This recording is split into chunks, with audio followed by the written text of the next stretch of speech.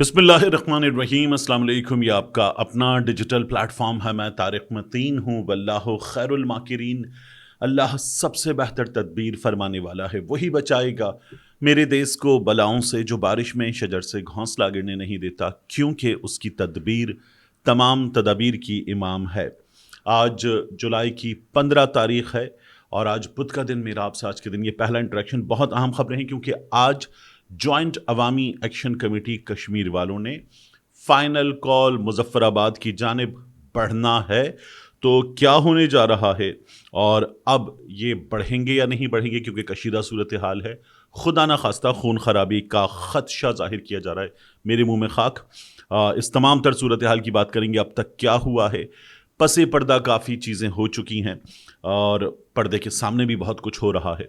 मैं ये तमाम तर सूरत हाल आपके सामने रखूंगा। सबसे पहले आपसे रिक्वेस्ट, तारिक मतीन 2.0 सब्सक्राइब कीजिए। यहाँ भी सब्सक्राइब कीजिए। बेल आइकॉन पर जब आप टैप करेंगे, क्लिक करेंगे, तो ऑल पे ज़रूर टैप कीजिए। Thank you very much. अब इस वीडियो की मौज़ूआत की तरफ आते हैं। देखिए, आज जॉइंट अवामी एक्शन कमेटी वालों ने जो एक माह से ज़्यादा अरसे से उनका धरना जारी था, उस धरने पर क्या रखा था कि वो मुजफ्फराबाद के लिए निकलेंगे। उन्हें निकलना था पिछले महीने की 7 तारीख को, लेकिन फिर उसके बाद ये सिलसिला आगे बढ़ता चला गया। अब इस सूरत हाल में क्या हो रहा है, क्योंकि ये टेंशन कि दोनों जानिब से ही कहा जा रहा है कि हम पर गोलियां चलाई गई हैं, हमारी जान ली गई है, ये इस वजह से बहुत ज़्यादा बढ़ चुकी है। अब इस सूरत हाल में बिलावल भुट्टो जरदारी, जिनकी जमात की वहाँ हुकूमत है, फैसल मुमताज़ राठौर वहाँ वज़ीर आला हैं, वो इलेक्शन कैंपेन के सिलसिले में बज़ाहिर पहुंचे हैं। बिलावल भुट्टो जरदारी ने वहां पहुंचकर जो गुफ्तगू की है और जो राब्ते किए हैं, वो बहुत इंपॉर्टेंट हैं। बिलावल एक बड़ा मौका है और इस बड़े मौके पर जब इलेक्शन होने जा रहा है, इलेक्शन पीछे रह गया है, तो याद रखिएगा कि इस वक्त ज्वाइंट अवामी एक्शन कमेटी वालों का निकल पड़ना मुजफ्फराबाद की तरफ और उसके नतीजे में खुदा न खास्ता क्रैकडाउन और कुछ होता है, तो ये सूरत हाल डिफ्यूज करना, ये बहुत बड़ा मौका है। बिलावल ने वहां पहुंचकर एक अपने कारकुनों से खिताब किया, लेकिन पैगाम कहीं और था। बिलावल भुट्टो जरदारी कहते हैं कि जॉइंट अवामी एक्शन कमेटी वालों को अपने कारकुनों से खिताब में मुखातिब करते हुए कि आपने 30 दिन तक एहतजाज का रिकॉर्ड आपने बना लिया है। एहतजाज सारी उम्र के लिए तो होता नहीं है, अब आइए इसको ख़त्म करते हैं, बात करते हैं। और बिलावल कहते हैं कि तारीख़ हमें ये सिखाती है कि इंतहा पसंदाना रवैयों से हमें हुकूक हासिल नहीं होते, निज़ाम में रहते हुए हुकूक हासिल करने होंगे, वो ये बता रहे हैं। अच्छा, वैसे जॉइंट अवामी एक्शन कमेटी वालों से हो चुके मुज़ाकरात और उन मुज़ाकरात में मुतालबात माने जा चुके, तो फिर उसके बाद ये बात करना, ये फिर दूसरी तरफ बताने वाली चीज़ है। बिलावल भुट्टो जरदारी साहब मज़ीद जो बातें कर रहे हैं, उसमें वो ये कहते हैं कि इंतखाबी अमल के बॉयकॉट करने वाली सियासी जमातों के अमल की हम मजम्मत करते हैं। सियासी जमातों को सोचना होगा कि हमें आज़ाद कश्मीर के नौजवानों की उम्मीदों को पूरा करना है। आज़ाद कश्मीर के नौजवानों की उम्मीदों की तकमील जब तक नहीं होगी तो इंतशारी क़ुव्वतें फ़ायदा उठाएंगी। फिर वो कहते हैं कि आज़ाद जम्मू कश्मीर में MQM और बानी MQM वाली सियासत नहीं देखना चाहता। यानी ये सियासत जो हो रही है, ये आगे बढ़कर MQM वाली सियासत और बानी MQM वाली सियासत हो सकती है, बिलावल ये कह रहे हैं। अच्छा, यहाँ बिलावल जो सिंध में MQM के साथ चल रही है चपकलिश, उसमें वो उनको भी एक मार गए हैं ज़ोर से। फिर वो ये भी कह रहे हैं कि मैं जब तक इंतखाबात हो रहे हैं, मैं यहाँ पर डेरे डालकर बैठा रहूँगा। अब बिलावल भुट्टो जरदारी ने इसके साथ साथ ये कहा है कि एक माह के जो वाक़यात हैं, क्योंकि जॉइंट अवामी एक्शन कमेटी वाले कह रहे हैं कि आपने हमारे लोग शहीद किए हैं, उनको गोलियां मारी हैं। सिक्योरिटी फोर्सेस और पुलिस का इदारा रियासत आज़ाद कश्मीर, उनकी जानब से कहा जाता है कि मुजाहिरीन की तरफ से फायरिंग की गई है, सिक्योरिटी एहलकारों की जानें ली गई हैं। कल भी 2 जानें लिए जाने की बात हो रही थी, पहले भी रेंजर्स एहलकार शहीद किए गए, पुलिस एहलकार शहीद किए गए, तो उन पर इल्ज़ाम है। अब बिलावल भुट्टो जरदारी ये भी कहते हैं कि 1 महीने के दौरान जो वाक़यात पेश आए हैं, उस पर हम ट्रूथ एंड रिकन्सिलिएशन कमीशन बना देते हैं। और मेरा सवाल यह है कि बिलावल भुट्टो जरदारी जो है वो तजवीज़ क्यों दे रहे हैं? तजवीज़ क्यों दे रहे हैं? आपकी अपनी हुकूमत है वहाँ पर और फैसल मुमताज़ राठौर साहब वज़ीर आला हैं, तो आप वज़ीर आज़म हैं, माफ़ कीजिएगा, तो वज़ीर आज़म साहब को आप कहें कि बनाएं ट्रूथ एंड रिकन्सिलिएशन कमीशन, और वज़ीर आज़म साहब मुस्लिम लीग नून वहाँ पर بظاہر حزب اختلاف میں ہے، تو ان سے کہیں کہ آئیں بیٹھتے ہیں، بیٹھ کر کرتے ہیں اس کام کو، اور ٹروتھ اینڈ ریکنسیلیشن کمیشن آپ بنا دیں، عدالت کو ساتھ بٹھائیں، اور بٹھا کر ٹروتھ اینڈ ریکنسیلیشن کمیشن آپ ان لوگوں کو شامل کرتے ہوئے بنا دیں. یہ بن جائے تو معاملات ٹھیک ہے. تو اس میں پرابلم کیا ہے؟ تو بلاول بھٹو زرداری صاحب کو تجویز دینے کے بجائے عمل کروانا چاہیے. ساتھ میں جوائنٹ عوامی ایکشن کمیٹی والے کیا کہہ رہے ہیں؟ وہ کہہ رہے ہیں کہ ہماری ایسی لاشیں جنہیں آپ لوگوں نے ریاست نے گولیاں چلا کر مارا ہے، وہ آپ کے پاس ہے، وہ لاشیں دیجیے. وہ یہ کہہ رہے ہیں کہ آپ نے ہمیں کالعدم قرار دیا، وہ کالعدم قرار دینا واپس لیجیے، ہمارے مطالبات پر عمل درآمد کیجیے، ہم رک جاتے ہیں. تو وہ یہ بات کر رہے ہیں. اب اس وقت جب مذاکرات ہوں گے تو ہوگا یہ کہ 2 قدم پیچھے جوائنٹ عوامی ایکشن کمیٹی والوں کو ہٹنا ہوگا، 2 قدم پیچھے ریاست آزاد کشمیر کو ہٹنا ہوگا. ان سے آپ کے مطالبات ٹھیک ہیں، آپ سے مطالبات پر بات کر رہے ہیں، بات کرتے رہے ہیں، مزید مطالبات پر بات کر لیتے ہیں. یہ کرتے کرتے اچانک ان کو کالعدم قرار دے دیا گیا، بالکل اچانک ان کو کالعدم قرار دے دیا گیا. ایک اور چیز یاد رکھنے کی ہے کہ کہیں بھی بلاول بھٹو زرداری نے بات کرتے ہوئے وہ نہیں کہا جو مسلم لیگ نون والے مرکز میں کہہ رہے ہیں، پارلیمان میں کہہ رہے ہیں کہ ان کی ڈوریں بھارت سے ہلائی جا رہی ہیں، یہ انڈیا کے کہنے پہ سب کچھ کر رہے ہیں. یہ بلاول بھٹو زرداری نے نہیں کہا. تو یہ ایک امپورٹنٹ چیز ہے. اب فیصل ممتاز راٹھوڑ صاحب اس صورتحال میں کیا کر رہے ہیں؟ فیصل ممتاز راٹھوڑ صاحب نے ٹویٹ کیا اور کہا یہ ریاست امن کا گہوارہ ہے، ہم کب تک اس امن کو اپنے ہی خون سے داغدار ہوتا دیکھتے رہیں گے؟ یہ سلسلہ یہیں رک جانا چاہیے. معصوم عوام کا امتحان اب ختم ہو جانا چاہیے. حقوق کا مطالبہ موت کا پروانہ نہیں بننا چاہیے. ہم امن و امان کو یقینی بنانے کے لیے ایک اور قدم آگے بڑھنے کے لیے تیار ہیں. امید ہے اس کے جواب میں سنجیدگی اور بالغ نظری کا مظاہرہ کیا جائے گا. اب یہ بظاہر کمیونیکیشن ہے جوائنٹ عوامی ایکشن کمیٹی والوں تک کہ ہم پبلک کو بھی یہ بتا رہے ہیں، پیچھے بات ہو رہی ہے. تو اس پیغام کو اگر آپ ڈی کوڈ کریں تو وہ کہتے ہیں کہ اس ریاست کے لیے امن چاہیے، ہم کب تک اپنے ہی خون سے داغدار ہوتا دیکھتے رہیں گے اس کو. یعنی آپ کے لوگ جان سے جائیں یا سیکیورٹی فورسز والے جان سے جائیں، ہیں تو دونوں جانب اپنے ہی لوگ. یہ سلسلہ یہیں رک جانا چاہیے. تو وزیر اعظم صاحب کہہ رہے ہیں آپ پر الزامات ہیں، آپ بھی رکیں، اور آپ کے خلاف جو کریک ڈاؤن ہو رہا ہے اس کو بھی روکا جا سکتا ہے. پھر وہ کہتے ہیں کہ معصوم عوام کا امتحان اب ختم ہو جانا چاہیے، کیونکہ کشمیر میں اس وقت جو صورتحال ہے اس میں یہ جو سپلائی رک گئی، لوگوں کو مشکلات ہیں، تو ان مشکلات کی بات ہو رہی ہے کہ لوگ پریشان ہیں، احتجاج روک دیں، ختم کر دیں. کیونکہ صاف بات ہے فیصل ممتاز راٹھوڑ صاحب یہ نہیں کہیں گے، لیکن جو نظر آ رہا ہے انا کا مسئلہ بن چکا ہے. پھر آگے وہ کہتے ہیں حقوق کا مطالبہ موت کا پروانہ نہیں بننا چاہیے. یہ فیصل ممتاز راٹھوڑ صاحب کہہ رہے ہیں کہ اگر آپ بڑھیں گے آگے، یہ میری رائے ہے اس کو ڈی کوڈ کرتے ہوئے، اگر آپ آگے بڑھیں گے تو دیکھیے کچھ ہو سکتا ہے، اس لیے رک جائیے. تو ان کو پھر نتائج سے بھی ڈرایا جا رہا ہے. پھر آگے بڑھ کر وہ کہتے ہیں کہ اگر آپ رک جاتے ہیں تو ہم امن و امان کو یقینی بنانے کے لیے ایک قدم آگے بڑھنے کے لیے تیار ہیں، تو پھر ہم آپ کی طرف بڑھیں گے. اگر آپ رک جاتے ہیں تو ہم آپ کی طرف بڑھیں گے، اور اس کے جواب میں سنجیدگی اور بالغ نظری کا مظاہرہ کیا جائے گا. پھر ہم سنجیدگی سے آپ سے بات کریں گے، ہم میچیورٹی کے ساتھ آپ سے بات کریں گے. یہ بڑی امپورٹنٹ چیز ہے. بلاول بھٹو زرداری کچھ 37-38 سال کے ہیں، اور میاں نواز شریف اس وقت کچھ 76 برس کی عمر کے ہیں. 2 جماعتیں ہیں جو بہت اہم کردار ادا کر رہی ہیں آزاد کشمیر میں. تو اس میں بلاول بھٹو زرداری نے میاں نواز شریف صاحب کو کہیں پیچھے چھوڑ دیا ہے.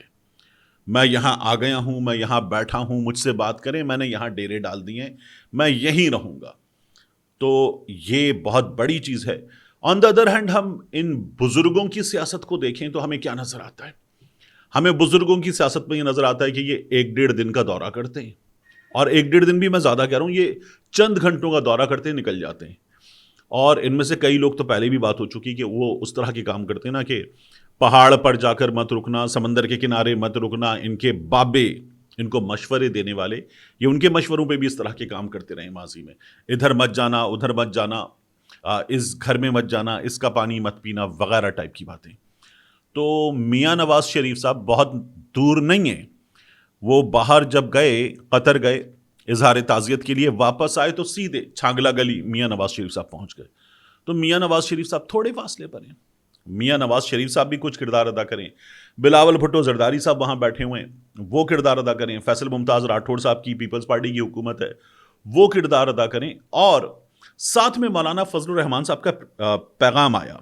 مولانا فضل الرحمان صاحب سے رابطہ کیا گیا تو مولانا صاحب نے یہ بتایا کہ ضلع پنچ راولاکوٹ صدر مقام ہے, وہاں پر 1 مہینے سے زائد سے آپ کا یہ دھرنا جاری ہے. آپ ٹھیک ہے زبردست طریقے سے اپنا احتجاج کر رہے ہیں, لیکن کچھ ناخوشگوار واقعات اس عرصے میں پیش آئے ہیں, صورتحال کشیدہ ہوئی, مجھ سے درخواست کی گئی, میں نے کہا اعتماد کا شکریہ. اب مولانا صاحب جو ہیں وہ کہتے ہیں کہ آزاد کشمیر کے رہنماؤں اور مقامی قبائلی شخصیات نے حکومت اور دھرنا قیادت کے درمیان رابطہ برقرار رکھنے میں کردار ادا کیا ہے. یہ وہ چیزیں ہیں جو پس پردہ ہو رہی ہیں. اور انہوں نے کہا کہ بلاول بھٹو زرداری وہاں پہنچے اور بلاول نے مظفر آباد پہنچ کر مجھ سے رابطہ کیا ہے اور میں نے پھر اور اوپر رابطہ کیا ہے.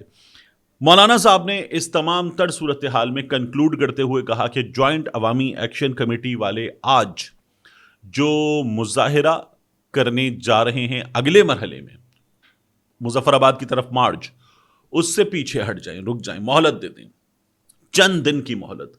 یعنی مولانا صاحب کہہ رہے ہیں کہ ہفتہ رک جائیں, 2 4 5 دن رک جائیں.